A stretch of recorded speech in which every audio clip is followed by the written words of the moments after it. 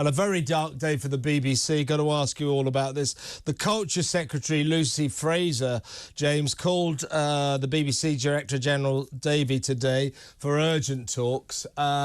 Davey seems to have persuaded her that the BBC is moving swiftly and efficiently to deal with this situation concerning a very famous presenter who is accused of paying this kid, this 17-year-old kid, thousands of pounds for sordid sex pictures. It's against the law, if nothing else. So she says, yes, the BBC is moving swiftly. However, the mother of the alleged victim says she went to the BBC to complain about this back in the middle of May, 7 weeks ago. So already we have a picture that the BBC has not been dealing with this swiftly. It looks very much to me as if they've dragged their heels on it and kind of kept it in the dark and hoped it might go away. Classic BBC. After Jimmy Savile and all the other scandals they've had to deal with, Martin Bashir, they never ever learn. Their first impulse is to batten down the hatches and be secret. They owe us transparency. I think they owe us the identity of this presenter. We ought to be told. We pay their wages. We pay the licence fee. They owe us some transparency and honesty on this, don't they? Absolutely. They have to be completely upfront and transparent. First of all, about the individuals, the victim involved. That has to come first. You know, the request of the family is for transparency, yet it looks like they've been sitting on this for a while, or possibly a couple of months. That's not good enough. You know, I'd say the same thing about government lacking transparency, for the same reasons. We pay their wages. So therefore, the number one rule should be about accountability and transparency. And also the second issue, that this is spreading like wildfire with loads of rumours across social media, naming names that shouldn't be named at this stage because it's potentially libelous. Yeah. It's not fair on the other presenters. It's exactly what I said, James. It's exactly what I said. I think there are two obligations on the part of the BBC right now. One is to be transparent and honest with the licence fee payers who pay £160 a year for a public service broadcaster that likes to pretend to us that it is a bastion of integrity and dignity. Well, this situation doesn't look anything like that. I think, given the circumstances, given that this is all over the front pages, these are, at this stage, unproven allegations, but I do think they should tell us who it is. And the other obligation the BBC, as you quite rightly say, has, is to all of its other male stars. I never thought I'd reach the day where I would say I feel sorry for Gary Lineker, but I do, because he is among a number of male stars, you know, including Jeremy Vine, Nicky Campbell, who have felt they're forced to deny that it's them. This is a shambles, isn't it?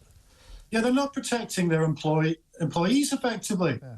You know, I've seen this, you know, a presenter or star, one after another, have been forced over their weekend to put out statements on social media because there's been sort of, well, you know what social media is like, wildfire accusations with no evidence whatsoever. So, you know, these presenters have been forced to come out and state that clearly that it's not them.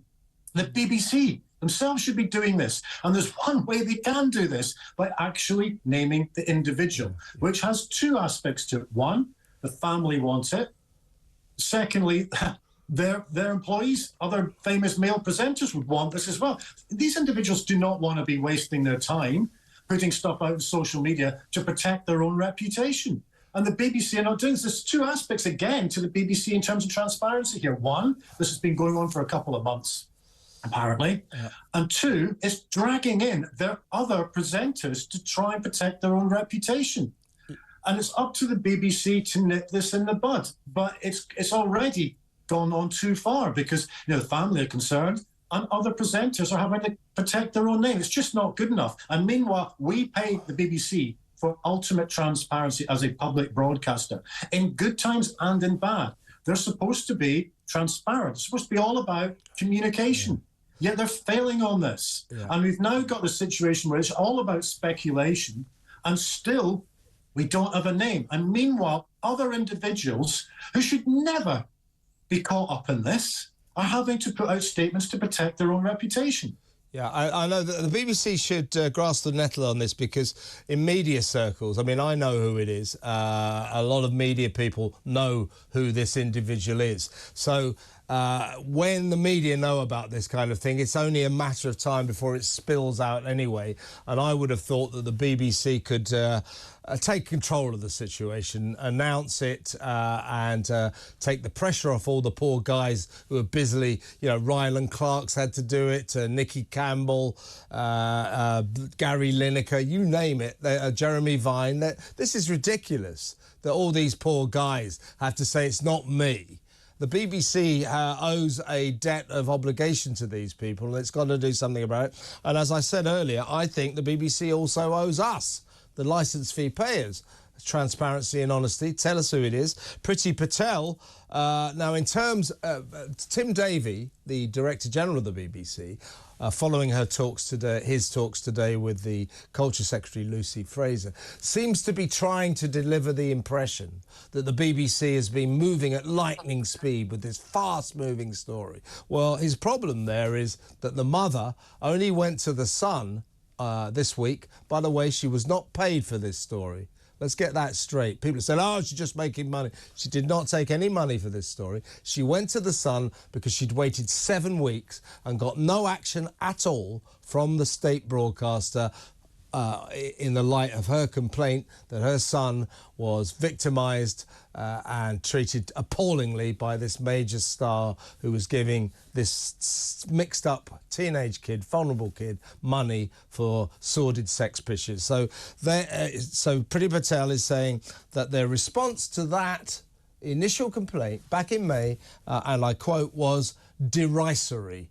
Now, if Priti Patel is telling the truth, then I'll tell you, heads are going to roll at the BBC, and it won't be the traditional system where deputy heads roll. That's what usually happens at the BBC. What will happen is top heads will roll, because if they've received this complaint and tried to sit on it for 7 weeks, that is abysmal.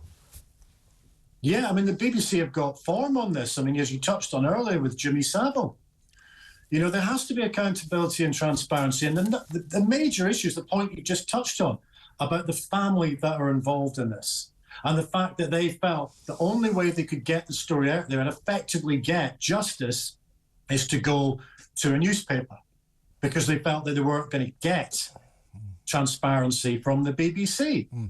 And so you've got that issue, the lack of transparency, and family just wanting the story to emerge so they can set their wheels in motion to get justice on this. That is totally understandable from their point of view. And it's also totally understandable that if they're not getting any information, clarity from the BBC and transparency, they're going to go elsewhere to try and create momentum on the story. I mean, and then the second point of this is obviously, as we touched on, the other presenters who are getting caught up in this now. I mean, there's a lot of weird things on social media. I've seen practically everything, but it's particularly disturbing to see various presenters having to clear their, understandably though, to clear their name because there's no transparency from the BBC emerging on this. And so the BBC are now in this situation where, yet again, they're getting it from all quarters. They're getting it from us. They're getting it from individuals who are reading about this story. They're getting it from the family. They're getting it from their own employees, because they've sat on the story. They've sat on the story this weekend, and potentially they've sat on the story for a number of weeks. So this is why, yet again, people are looking at the BBC and thinking, well, they're not being accountable and transparent here. And so is this really, in terms of governance, effective use of taxpayers' money? It's not at all. It's just bad management. Absolutely. You know, I've reported on the BBC for many a long year now. Its first impulse in any situation is to be secret. It is a secretive organisation. It doesn't like sharing the truth with the people who pay for it. That is the British public, the licence fee payers' money. Tim Davie, the Director General, a man who is at the centre of this storm, he is now describing the situation as a fast-developing situation. Well, it's only been fast-developing since The Sun made it public on Friday, right?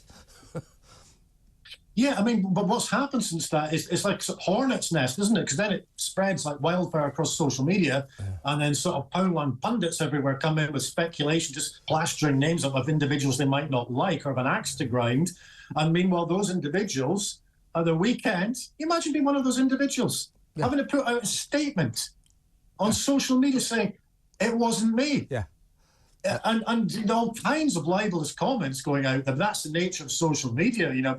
And meanwhile, the family are having to go through this almost zero-sum game choice to go to a tabloid newspaper to try and blow the whistle on the story because the BBC haven't done anything about it. And the story grows in momentum. I mean, as someone who comes from communications, like yourself, Kevin, you look at this in terms of how could the BBC handle this badly and then make it worse? Well, they've just done this. And that's because they haven't been transparent. And now the story is completely out of control. Yeah, and it's only going to get worse for them because you're going to have this individual eventually being named. And then the other part of the story now is people are going to look very closely at the BBC and say, well, they've got this wrong yet again. Yeah. On something that is a really sordid, horrible story. Yeah, don't forget, James. And so people will then look long-term about the BBC, and it puts huge pressure on the BBC, not just in terms of transparency, but also about their position within society. Sure.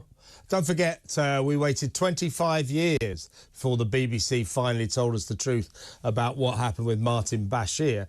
They covered up his shenanigans, his conning of Princess Diana, and they didn't tell us for 25 years. Jimmy Savile, they covered up for many years as well. And if this is what they've done in this circumstance, again, that this mother has gone to the BBC, complained about what this major star was doing to her son, her vulnerable teenage son. If they've once again tried to cover that up, drag their feet, make sure that people don't find out, if that's what they've done again, trust me, this time heads will have to roll, because if they have done that again, it's quite clear that this lot will never ever learn. They should have learned their lessons by now, but if they've been trying to cover this up, they clearly haven't.